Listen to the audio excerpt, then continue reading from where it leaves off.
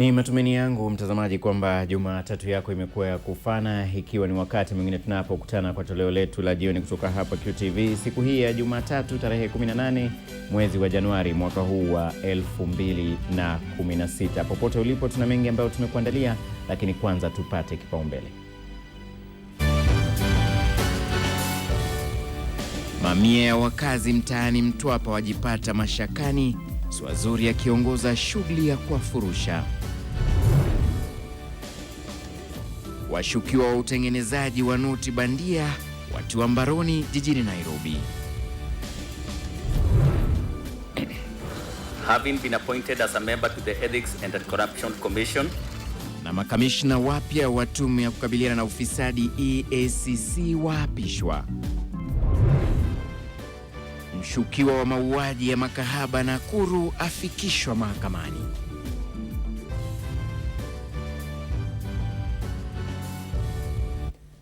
Naam, karibu sasa mtazamaji, tuna mengi ambayo tumekuandalia kwenye toleo letu la jioni. Tuandamane hadi tamati. Naitwa Ken Wariahe. Zaidi ya maafisa wa KDF 15 waliojeruhiwa katika shambulizi la kundi la Al-Shabaab katika kambi ya El Ade nchini Somalia wamewasili humu nchini mapema Jumatatu katika uwanja wa ndege wa Wilson jijini Nairobi. Waziri wa usalama Rachel Omamo alisema kuwa wanaendelea na shughuli za uokozi katika kambi hiyo na watatangaza idadi kamili ya wanajeshi waliouawa na kujeruhiwa baada ya shughuli hiyo kukamilika. Mapema Jumatatu hii katika uwanja wa ndege wa Wilson jijini Nairobi, mashujaa wengine wa KDF waliwasili baada ya kukwepa mauti katika shambulizi la Al-Shabaab katika kambi yao ya El Ade nchini Somalia mwishoni mwa juma lililopita. Ushujaa uliobainika kwa pambaja waliopokea kutoka kwa mkuu wa majeshi ya ulinzi Lieutenant Samson Mwathethe na waziri wa ulinzi Balozi Rachel Omamo. These heroes do not bear physical injuries but are extremely exhausted and tired by the ordeal that they went through. Kuwasili kwao pia kukionekana kuwa afueni kwa jamaa na marafiki watakaopata kuwaona jamaa zao waliokwepa ukatili wa magaidi hao. Usimamizi wa Wizara ya Ulinzi umesema kuwa hautatoa idadi kamili ya maafisa wa usalama wa KDF ambao wamefika humu nchini wakiwa hai hadi pale operesheni ya kuweza kuwanasua itakapokamilika. That aircraft was full. You saw them alight. All of those have come from that area. This evening we will receive the first group of our VIPs, our fallen heroes. They will arrive in the evening and we will receive them. As the Ministry of Defense and the Kenya Defense Forces, we wish to thank Kenyans for their continued support and encouragement of our soldiers and of their families. Hapo Jumapili, kikundi cha kwanza cha maafisa wa KDF walionusurika kifo waliwasili humu nchini na wanaendelea kupokea matibabu. Chris Oyer, QTV. Na huku wa Kenya wakiendelea kuomboleza vifo vya wanajeshi wa Kenya nchini Somalia, baadhi ya familia sasa zimelalamika kuhusu jinsi serikali inatoa habari kuhusu shambulizi hilo. Familia mbili katika kaunti ya Homa Bay zimesema hazijapata habari zozote kuwahusu wapendwa wao tangu shambulio hilo la Ijumaa. Hiki ni kijiji cha Kuguta, kaunti ya Homa Bay, ambapo kimya kimetanda kote. Familia ya Wycliffe Oguta, mwanajeshi wa KDF mwenye umri wa miaka 25 na ambaye amekuwa katika jeshi tangu mwaka wa 2010, imejawa na wasiwasi kwani haijui aliko mpendwa wao.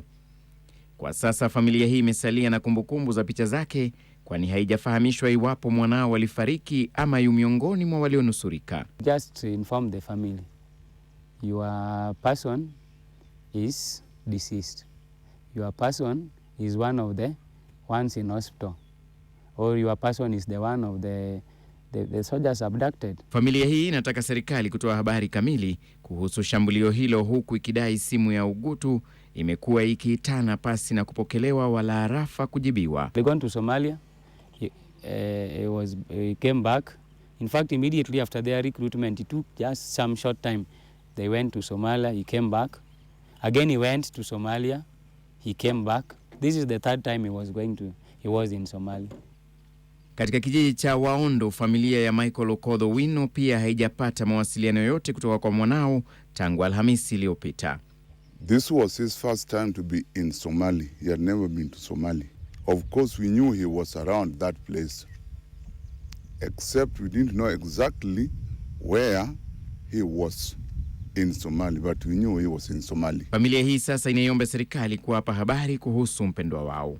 I would appeal to the government very honestly, strongly, and sincerely to come out and let us know the fate of our son as at now. Michael Okoth alijiunga na jeshi mwaka wa 2012. Na mtazamaji, ni kutokana na taarifa hizo kuhusiana na shambulizi la kigaidi katika kambi ya wanajeshi wa KDF kule Somalia, ambapo tunakuuliza maoni yako ni yapi kuhusu hatua ya serikali kutotoa taarifa rasmi kuhusu shambulizi hilo kule nchini Somalia. Unawasiliana nasi kupitia QTV Kenya, mitandao ya kijamii ya Twitter na Facebook @Wariahe, au tutumie SMS kupitia nambari 2050. Maoni yako ni yapi kuhusu hatua ya serikali kutotoa taarifa rasmi kuhusu shambulizi la Ijumaa nchini Somalia? Wasiliana nasi na bila shaka tuangazia baadhi ya maoni yako. Raia wawili wa kigeni ambao wamekuwa wakiendeleza biashara haramu ya kutengeneza na kusafirisha pesa bandia za kigeni, hususan dola na pauni, wamekamatwa na maafisa wa usalama. Wawili hao wametajwa na inspekta wa polisi Joseph Boynet kuwa wakuu wa biashara haramu ya kutengeneza pesa bandia za kigeni na kuzisafirisha hadi mataifa ya nje. Winnie Atieno na taarifa kamili. Inspekta Jenerali wa polisi Joseph Boynet amewatahadharisha Wakenya kuwa waangalifu dhidi ya pesa bandia za kigeni zinazosambazwa na raia wa kigeni wanaotengeneza pesa hizo zinazoelezewa kusambaratisha uchumi wa taifa. Boynet amesema Osman Ibrahim Bako ambaye ni Mkameruni mwenye umri wa miaka 41 na mwenzake Mohamed Sani maarufu kama Dr. Mustafa kutoka Niger mwenye umri wa miaka 40 walikamatwa na pesa gushi na vifaa vya kutengeneza fedha hizo bandia baada ya kumlaghai Mkenya mmoja shilingi milioni 40 na kuwekewa mtego wa polisi ulioanasa. Inspekta mkuu amesema maafisa ujasusi wataendeleza uchunguzi kuwasaka wafanyabiashara wengine wanaofanya biashara haramu inayolemaza uchumi wa taifa hili. Boynet amesema wamepokea malalamishi kutoka Comoros kwamba kuna watu wanaochapisha fedha bandia na kuzisafirisha nchi za kigeni, jambo linaloshusha hadhi ya Kenya. We have arrested 2 individuals, one a Cameroonian, the other one a national of Niger, in connection with this huge haul of fake foreign currency. From our initial investigations, we have discovered that they are the kingpins of a transnational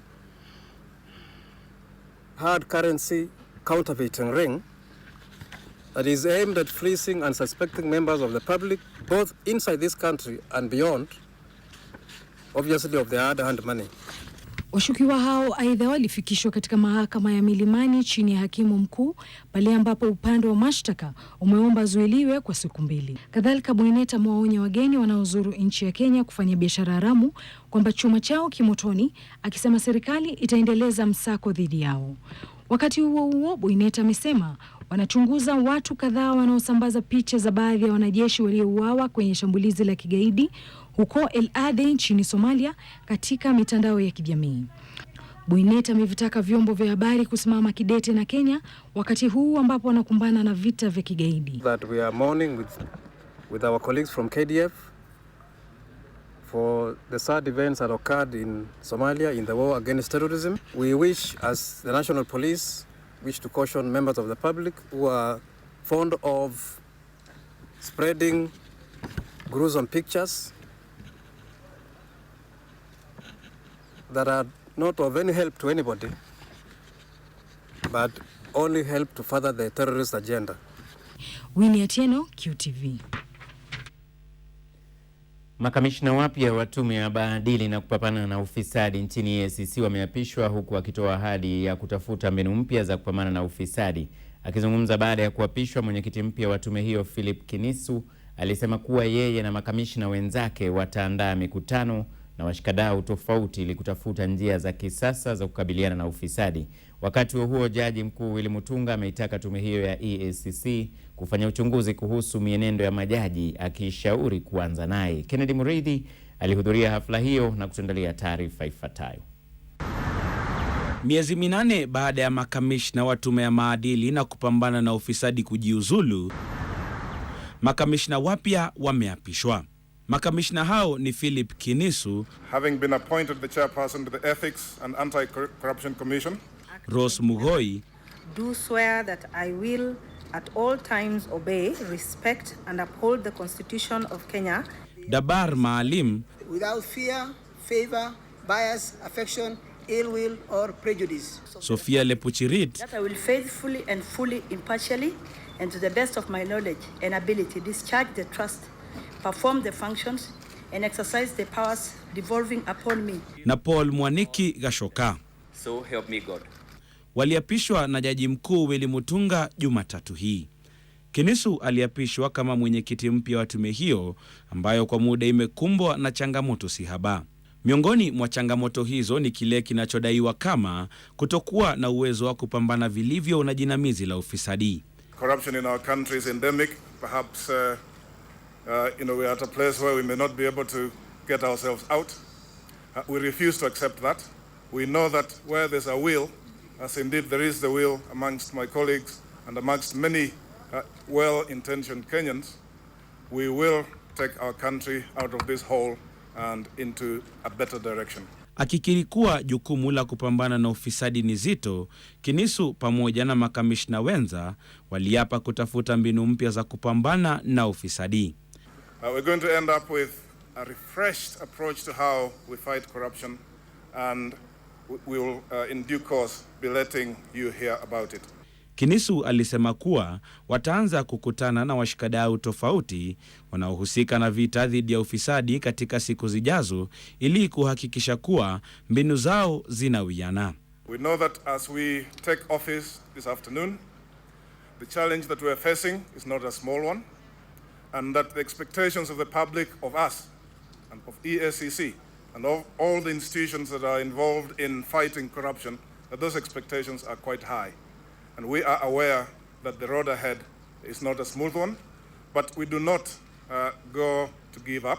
The fight against corruption will only be successful if all agencies work professionally together and avoid blame games. Akitoa hotuba baada ya kuwaapisha, Jaji Mkuu Willy Mutunga aliwaalika kufanya uchunguzi wa mienendo ya maisha ya majaji. Mutunga pia aliapa kutangaza utajiri wake hivi karibuni. I hope that you will draw the framework for this exercise, and once you are ready, I'll be handing over to you my wealth declaration or poverty declaration forms and any other documentation you may need in this exercise. I believe the JSC will also be asking you to conduct lifestyle audits for those who apply to be the next Chief Justice. Baadhi ya viongozi wa serikali na sekta ya kibinafsi wametangaza utajiri wao ikiwa njia moja ya kupambana na ufisadi. Kwa Wakenya ni jambo la kusubiriwa iwapo tume hii itafaulu ambapo wenzao wameshindwa. Kennedy Mureithi, QTV. Mshukiwa mkuu kuhusiana na mauaji ya makahaba mjini Nakuru amekamatwa na kufikishwa mahakamani alikoshtakiwa kwa kosa la mauaji. Anthony Wachira Mukuria alifikishwa mbele ya Jaji Maureen Odero na kushtakiwa kwa kosa la kumuua Maureen Wanjiru usiku wa tarehe 17 Januari mwaka huu katika mtaa wa Freehold mjini Nakuru. Mshukiwa hakuruhusiwa kujibu mashtaka huku jaji akiamuru afanyiwe uchunguzi wa akili. Kesi yake itatajwa tena mnamo tarehe 1 Februari. Hadi kufikia wakati huo, mshukiwa ataendelea kuzuiliwa rumande.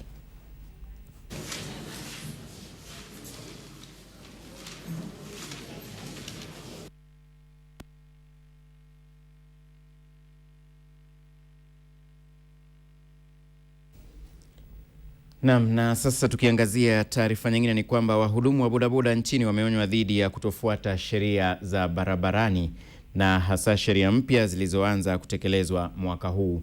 Kwa mujibu wa sheria hizo, wahudumu wa bodaboda ambao watazivunja huenda wakatozwa faini ya shilingi 20,000, kifungo cha miezi 6 gerezani au zote mbili kwa pamoja. Sheria hizo zinaeleza kiwango cha mizigo kinachopaswa kubebwa, huku abiria akitakiwa kuwa na helmeti hata akiwa ni mtoto. Ole wako iwapo wewe ni mhudumu wa bodaboda au mtumizi wa mara kwa mara wa bodaboda nchini na haujajifahamisha na sheria mpya za mwongozo wa biashara hiyo. Mamlaka ya uchukuzi na usalama barabarani NTSA imetoa sheria ambazo zinatarajiwa kudhibiti matumizi ya bodaboda kati ya wahudumu na wanaozitumia. Sheria zenyewe zilianza kutumika Januari mosi mwaka huu. Sheria hizi mpya zinatarajiwa kupunguza ajali na maafa yanayosababishwa na wahudumu wa bodaboda nchini. Atakayevunja sheria hizi huenda katozwa faini isiyozidi shilingi 20,000, kifungo cha miezi 6 au zote mbili. Wale wanaenda kununua mapikipiki mpya, saa hii ukienda kununua pikipiki mpya, ambia wao watu wakupatia helmet ngapi? Helmet moja ni ya rider, helmet ingine ni ya pillion passenger. Yule mtu unabeba anaitwa pillion. Katika hafla ya kuwafahamisha wahudumu wa bodaboda kuhusu sheria hizo mpya katika kaunti ya Meru, wahudumu walionywa dhidi ya kukiuka sheria hizo. Aidha, wahudumu hao wanastahili kuwa na bima ya uchukuzi wa umma yani PSV na leseni ya kuendesha bodaboda. Alafu kama unabeba load, ile load kubwa more than the kasema 15 cm, isikuwe beyond unabeba kingine inaenda mpaka inasumbua mtu kwa barabara. Si mnaelewa hiyo load vile na hiyo sentimita yani iwe si kubwa sana. Tahadhari imetolewa kwa wahudumu hao kutobeba mteja zaidi ya mmoja. Aidha, iwapo mtoto atabebwa katika bodaboda, mhudumu atalazimika kuwa na helmeti ya watoto. Kennedy Mureithi, QTV. Na sasa mtazamaji, huko kumekuwa nchini Kenya. Tukitoka nje, kuzingatia sheria za trafiki ni jambo ambalo kila mhudumu wa bodaboda nchini Rwanda anahakikisha kuwa ametimiza. Kinyume na ilivyo hapa nchini, wahudumu wa bodaboda nchini Rwanda humbeba abiria mmoja pekee na huhakikisha kuwa yeye na mteja wake wamevalia helmeti pamoja na jaketi za kujikisi au kipenda reflector. Na kama anavyotuarifu Dana Kendi, wahudumu hao wa bodaboda wana mashirika yanayowawakilisha ili kuhakikisha kuwa wanawajibika ipasavyo. Mavazi ya kujilinda ikiwemo helmeti na jaketi ya kujikisi yani reflector ni baadhi ya vifaa wanavyopaswa kuvalia waendesha bodaboda pamoja na wateja wao kila mara wanaposafiri. Licha ya kuwa ni hatia kuendesha bodaboda bila vifaa hivyo, utawapata wahudumu na wateja wao wakivipuuzilia mbali, kila mmoja akitoa sababu tofauti pasi na kujali kuwa anavunja sheria. Mtu hawezi tengeneza nywele ya 3,000 alafu tena saizi unamwambia achukue helmet ambayo afae na saa zingine sisi kubeba mpaka walevi. Sasa anaposikia harufu ile mtu anakataa. Tena anaona kwamba nywele yake inaweza katika. Abiria mwenyewe anakataa kufaa reflector jacket sababu mwingine ameshafa, sababu unakuta ingine inanuka paka perfume, hawakubali. Na si hayo tu, wahudumu wengi wa hapa nchini huwabeba zaidi ya abiria mmoja, jambo ambalo vile ni kinyume cha sheria.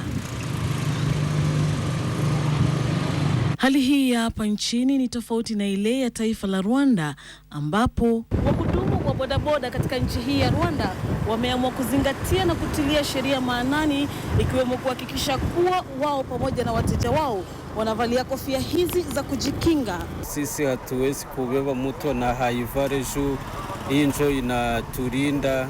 Ukifanya aksida na kichwa haiwezi sijue kama tasema kichwa haiwezi pasuka. Ni kawaida tunazoea na watu huko wanazoea tu, naye akikara kubodaboda naweza kuromba hayo tu haivare, ni lazima tu. Utawapata waendeshaji bodaboda wakiwa wamevalia helmeti hizo hata wanapowasubiri wateja. Naona na kaske mbili, moja hapa ingine mchichu. Hii na kuwaka ya mwenye tabeba yako ikakuwa hii. Wao pia huhakikisha kuwa wanazingatia sheria zingine za trafiki, mfano kutii taa za barabarani na pia kumbeba abiria mmoja pekee.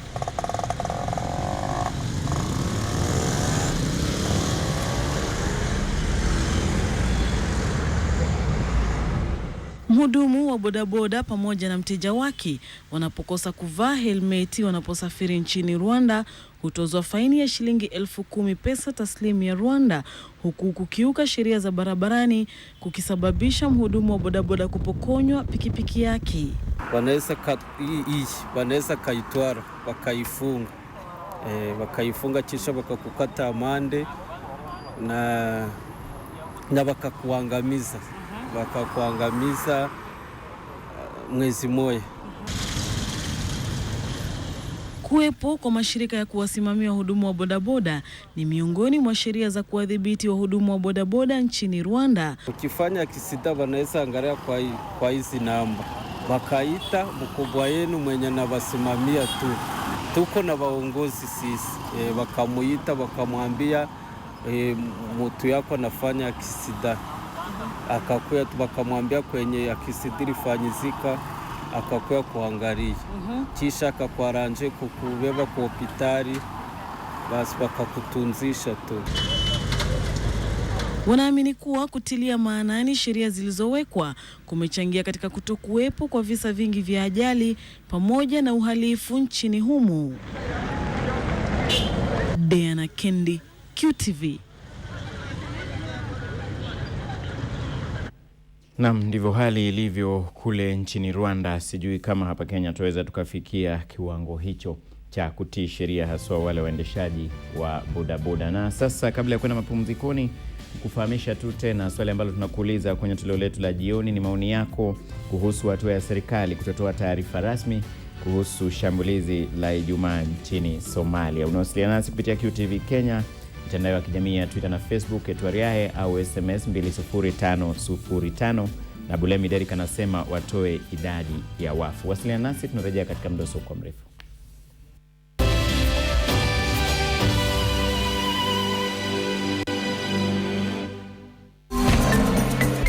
Hii ni QTV.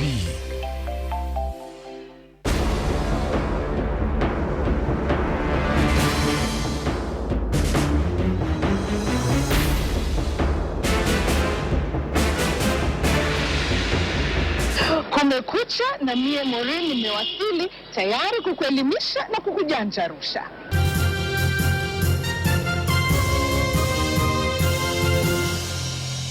Na mie ni Selma. Kila asubuhi linapozuka tunalo kwenye ana kwa ana, tunaliangazia kwa kina kila asubuhi.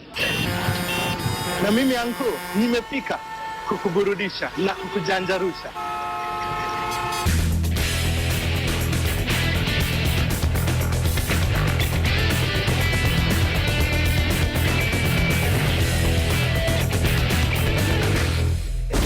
Siku ya wiki kutoka saa 12 asubuhi hadi saa 3 katika Live na toleo la asubuhi na hapa sawa.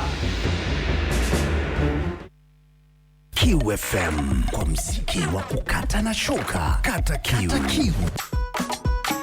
She like my song, her favorite artist is not David. Bongo Flavor.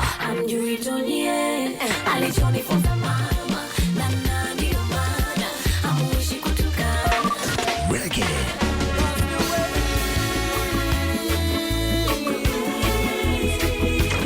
QFM. Kata kiu. Rumba.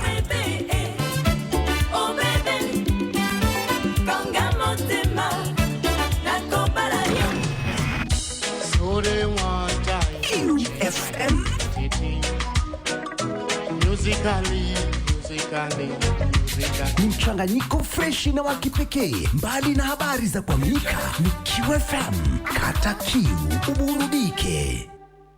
Ciao.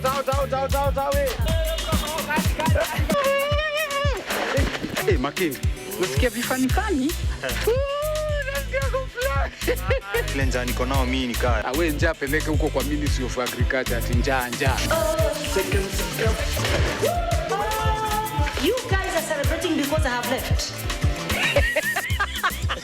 Can you stop being in my business? Do I come through your business? Yeah, because I'll mess your mouth. Leo nataka kuonesha vile mimi ni romantic, Mr. Bombastic. Leo unataka roho yangu iende baristic. Sasa kitu kama hiyo. Kwa hivyo leo love iko in the air. Welcome to your business. Hii ni QTV.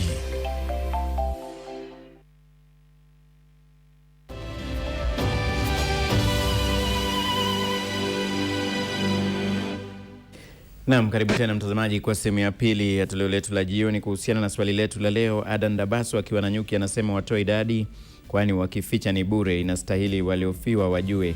Katebe Saddam Kibet anasema si haki serikali kuweka familia za jamaa walioathirika Somalia gizani siku ya 4, inahujumu mawazo na hisia zao. Ngeno Kipkorinika akiwa Bometa anasema inastahili serikali itangaza idadi ya wanajeshi hao ili kuondoa wasiwasi miongoni mwa wazazi wao. Na Ras Roba Washira anasema akiwa Lamu ni hujuma kwa serikali kutofahamisha jamaa za wanajeshi waliouawa. Endelea kuwasiliana nasi.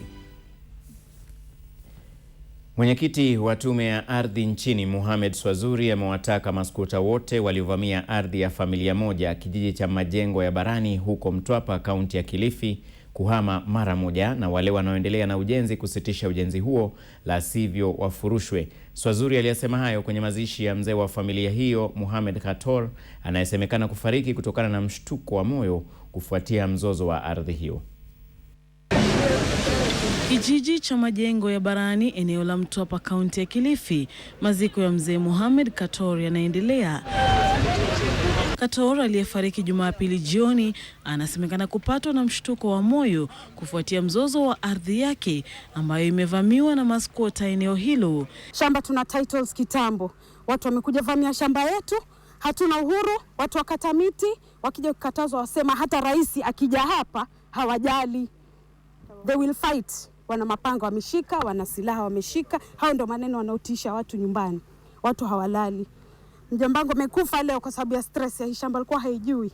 Hajui vile kulivovamiwa. Amekuja ona na ameattack na amekufa because of pressure na heart. Kinachoihuzunisha familia ya mzee Khator ni kwamba wengi katika familia hiyo wanaugua ugonjwa wa msukumo wa damu kutokana na mzozo wa ardhi. Ni nyumba imezawa jukuu, vitukuu, wote tumetoka hapa. Shule tumesoma ni hiyo hapa. Hakuna mtu kwa hii area unamsamisha unamuuliza hii shamba ni ya nani, ajui ni kwa nani. Uliza hata bodaboda atakwambia hiyo shamba ni ya Peni. Sasa au kama inasemekana sisi ni Waarabu tuende kwetu. Waarabu kina nani? Wanadai kuwa wana hati miliki za kuonyesha kuwa ardhi hiyo ya ekari 21 ni yao. Sasa maskota wamevamia ardhi hii na kufanya makazi hapa, huku baadhi wakiendelea na ujenzi, hali ambayo imemfanya mwenyekiti wa tume ya ardhi nchini Mohamed Swazuri kuingilia kati. Ni makosa kwa wananchi kuingia na kuchukua shamba la mwenyewe. Ni makosa. Sheria yetu ya Kenya hairuhusu. Sheria yetu ya Kenya hairuhusu kabisa. Ni makosa kuchukua shamba ya mwenyewe au kuingia na kujenga kwa shamba mwenyewe bila ya ruhusa. Hiyo ni makosa. Katiba imekataza, sheria zote zimekataza. Swazuri aliyekuwa ameandamana na baadhi ya makamishna pamoja na maafisa wa polisi aliwaagiza maskota hao kuhama kutoka eneo hilo na wale wanaoendeleza ujenzi kusimamisha mara moja, la sivyo wachukuliwe hatua kisheria. Wale ambao wameingia hapa mpaka wamesababisha kifo cha mzee hapa ghafla watoke kwenye hili shamba. Wale ambao wanajenga tumewasimamisha. Wale ambao wanaishi hapa tumewaambia wahame. Na kuanzia kesho tunataka watu waondoe nyumba zao pole pole, bila ya kutumia polisi, bila ya kutumia nguvu. Kumekuwa na mzozo wa ardhi katika eneo la Pwani kwa muda sasa. Diana Kendi, QTV. Tukigeukia siasa sasa, ni kwamba baadhi ya wajumbe wa ODM eneo bunge la Malindi wanaitaka bodi ya uchaguzi ya chama hicho kumtangaza Willy Mtengo mshindi kwenye mchujo wa chama ulioandaliwa wikendi. Wafuasi hao wa Mtengo wanalalamika kwamba kuahirishwa kwa shughuli hiyo huenda kusababisha mtu asiye maarufu kukabidhiwa cheti. Kwenye shughuli iliyoandaliwa wikendi, Mtengo alipata kura 2592 huku mpinzani wake wa karibu Sanga Barawa akipata kura 1978. Hata hivyo, mshindi hakutangazwa kutokana na madai ya wizi wa kura. Leo mchana ODM ilitangaza kwamba mshindi wa uteuzi huo atatangazwa kesho katika jengo la Orange hapa Nairobi.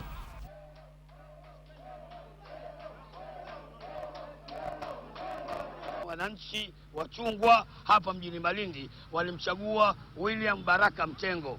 Cha kushangaza mpaka leo ni siku ya 3 hajapewa certificate yake. Tunamuuliza baba, kunaendelea nini huko Nairobi? Tunahitaji certificate yetu, na ikiwa hawatatupa certificate yetu tunawapa masaa 24 tutatoa mwongozo pale utakapohitajika. Kura zilikuwa Jumamosi za haki na Willy alipita, lakini cha ajabu hatujapata ticket. We want the ticket so that we be very sure that Willy ndiye mbunge wetu. Bila Willy hatuna kura zingine. Sisi kama vijana wa Malindi tumechoka na kudanganywa na hapa mambo hapa na pale, siasa ndogo hatutaki. Ni kweli. Tumemtoa Willy wenyewe kwa tikiti zetu wenyewe za ODM na tunamtaka Willy. Men have come but Willy is the chosen one. Tupeni wenyewe. Wanafunzi katika shule moja huko kaunti ya Kitui wamelazimika kutumia msitu ulioko karibu na shule hiyo kutimiza haja zao, wakihofia hali mbaya ya vyoo vya shimo vya shule hiyo ambavyo huenda vilianguka au vikaanguka kutokana na hali duni. Kufuatia hali hiyo, walimu na wazazi katika shule hiyo wanahofia huenda kukazuka maradhi kama kipindupindu, hususan wakati wa kipindi cha mvua ya masika. Na kwingineko, maafisa wa polisi huko Kameredho eneo la Rimuru wamenasa mali ya wizi yenye thamani ya shilingi milioni 2. Winnie Atieno ana maelezo zaidi. Hii ndiyo taswira kamili katika shule ya msingi ya Kalivini eneo la Yata huko kaunti ya Kitui. Wanafunzi wa shule hiyo wamelazimika kutumia msitu ulio karibu na shule hiyo kutokana na hali duni ya vyuo vya shule hiyo. Mwalimu mkuu wa shule hiyo Erastus Mweu amesema ukosefu wa fedha ndio umechangia kutokarabatiwa kwa vyuo hivyo, huku akitoa wito kwa hisani kusaidia kujenga vyuo hivyo. Shule hiyo ambayo ilianzishwa mwaka 1961 pia mazingira yake hayaridhishi. Hata bricks ziko around. What is try to keep this one in slow pace is lack of funds. Projection budget ile ambayo inatakikana for it should be 2000 mtoto. Huku hayo ya kijiri, polisi wamewanasa watu wawili ambao wanashukiwa kuhusika kwenye wizi wa mali yenye thamani ya shilingi milioni 2 katika eneo la Kameredho huko Limuru, kaunti ya Kiambu. Kuna visa vya wizi vimekuwa vikiendelea hapa. Wamekuwa wakituhangaisha sana. Kulingana na polisi, wawili hao ni miongoni mwa wahalifu ambao wamekuwa wakivunja majumba ya watu na kuiba mali, hususan elektroniki, nguo, miongoni mwa bidhaa zingine. Kulingana na kamanda wa polisi wa Limuru Michael Ndegwa, wawili hao ambao ni mke na mumewe wataendelea kusaidia maafisa wa polisi katika uchunguzi wao. Vitu zile tuko nazo hapa ni over 2 million. Zile tumeweza kulikava asubuhi ya leo. Wenye wanafanya uhalifu hapa mpaka tutumie kriteria ya juu sana, kwa sababu leo tumeweza gundua ya kwamba bibi na bwana wanashirikiana, na ikiwa mwanaume anashirikiana na bibi yake inakuwa ni ngumu sana kujua ile kazi anafanya. Wananchi wenye ghadhabu waliotaka kuwatia tairi, lakini wakaponea hasira za wakazi wakati polisi waliwaokoa. Winnie Atieno, QTV. Na sasa umewadia wakati wa kuyapata makala maalum ambayo hukujia kila siku ya Jumatatu. Ni makala ya Siha Njema. Kaunti ya Marsabit kwa muda mrefu ilitatizika katika utoaji wa huduma za afya kwa wakazi. Vita, majanga kama ukame na tamaduni zilichangia pakubwa kuzinyima jamii za kuhamahama katika eneo hilo fursa ya kujivunia huduma za afya. Mkurugenzi wa afya wa kaunti hiyo Stephen Laprakwe alielezea QTV hatua zilizopigwa kuboresha sekta ya afya chini ya serikali ya ugatuzi katika makala yetu ya kila Jumatatu ya Siha Njema. Eunice Omolo ametuandalia makala ya Jumatatu hii.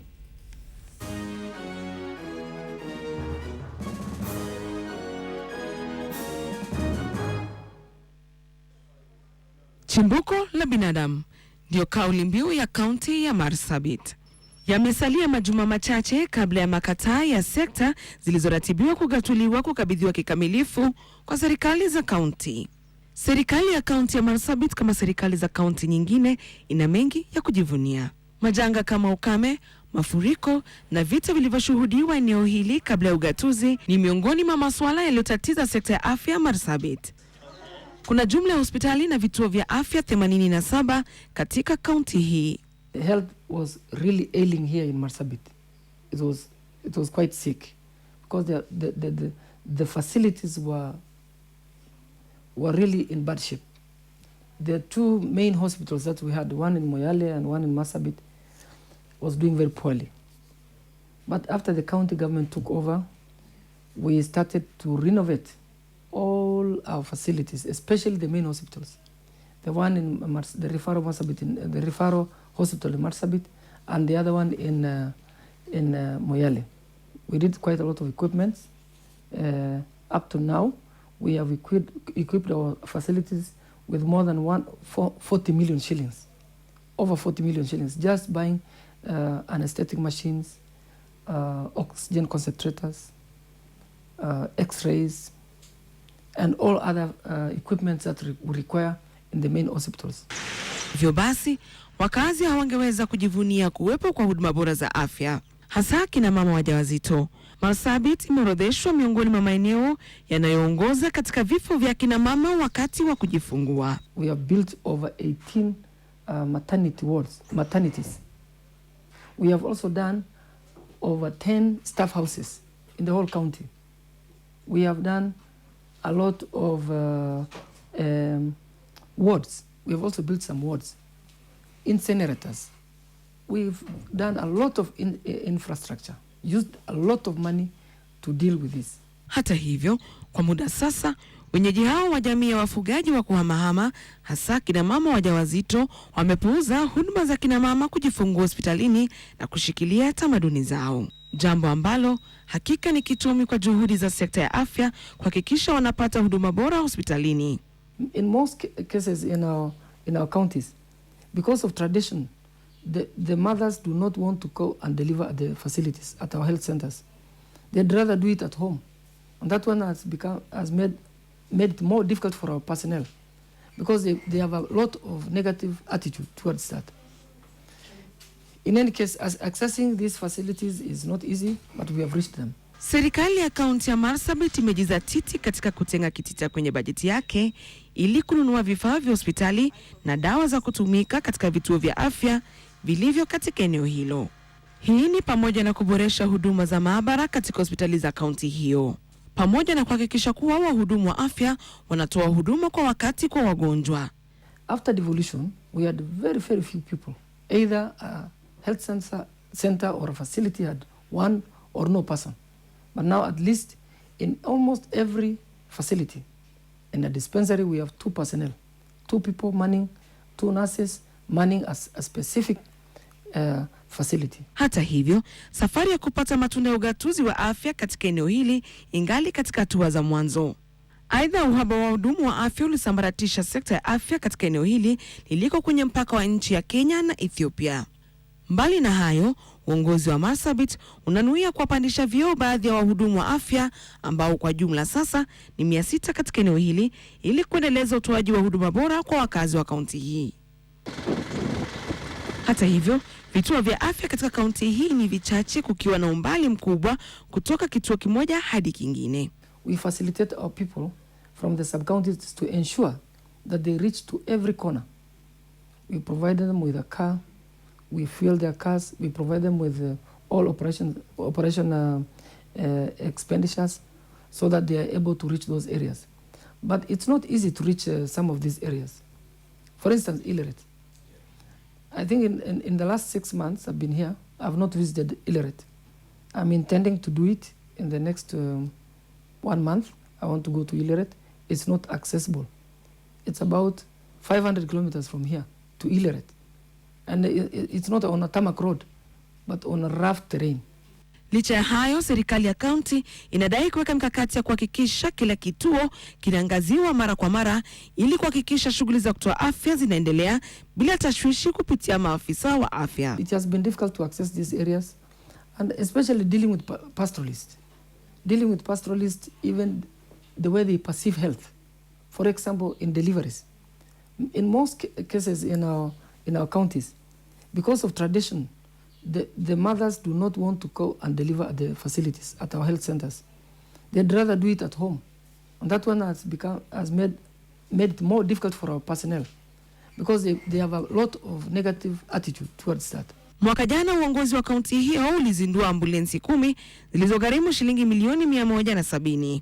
Matumaini ya wakazi ni kuwa matunda ya kugatuliwa kwa sekta ya afya yatawajia karibuni. Eunice Omolo, QTV, makala ya Siha Njema.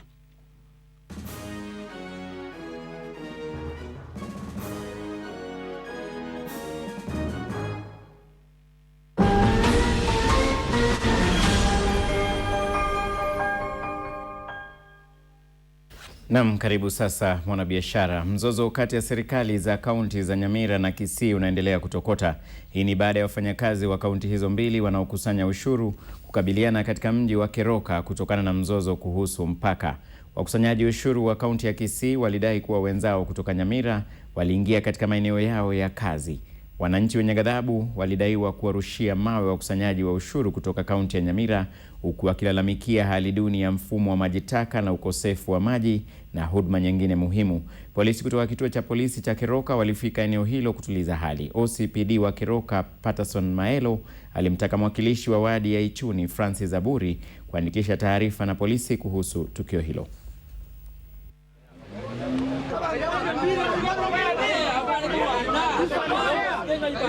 The town cuts across to Januari, to Nyamira, and this matter we sat some time back.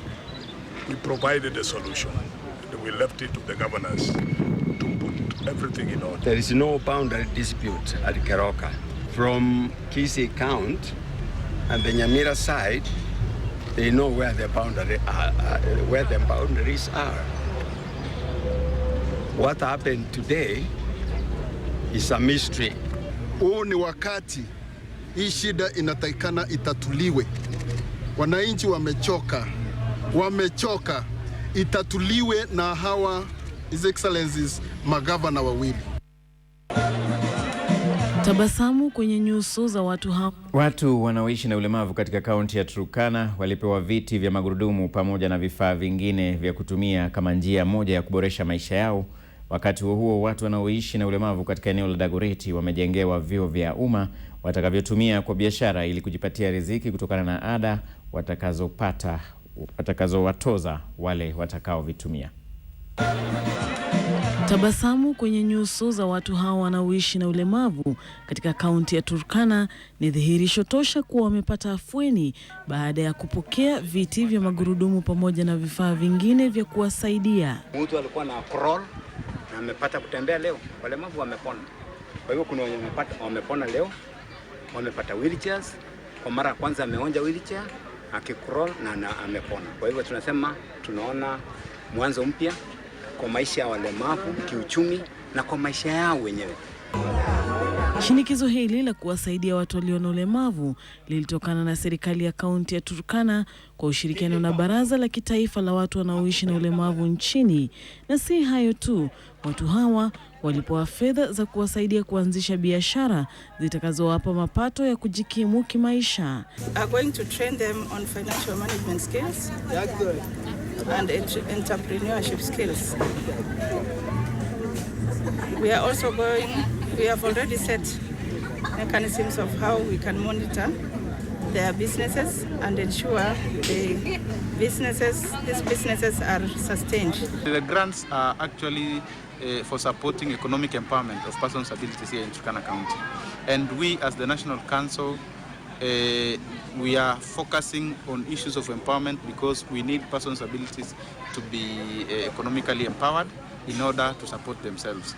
Na katika eneo la Dagoretti, kaunti ya Kiambu, watu wanaoishi na ulemavu wamejengewa vyoo ambavyo watakuwa wakifanyia biashara ili kujipatia riziki. Kitambo watu walikuwa hawana mwenyewe, walikuwa wameachiliwa na society, lakini kaunti ya Kiambu iko mbele katika kuwashughulikia na kuwapa kipaumbele kwa sababu ni wa community ama ni wa jamii letu na lazima tuwainue kimaisha. Ya kwanza mimi nashukuru sana kwa yenye kazi ninafanya hapa. Juu nilikuwa naishi bila kazi, lakini tumeshukuru sana kwa kikundi yetu juu saa hii tunakaa kama wengine. Hatua hiyo imechukuliwa na serikali ya kaunti ya Kiambu ili kupunguza visa vya watu walio na ulemavu kuomba mitaani kama ilivyo ada. Aidha, serikali ya kaunti ya Kiambu imeongeza kuwa watu hao walio na ulemavu hawatatozwa ushuru katika biashara hiyo. Diana Kendi, QTV. Baada ya taarifa hizo za biashara, sasa mtazamaji, tuangazie soko la fedha na pia la uuzaji wa hisa.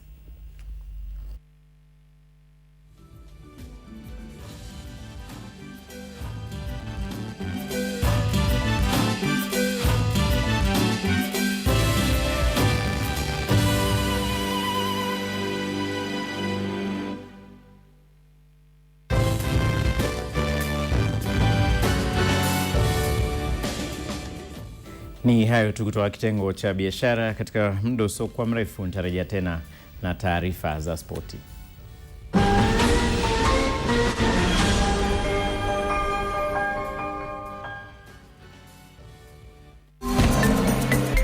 Hii ni QTV.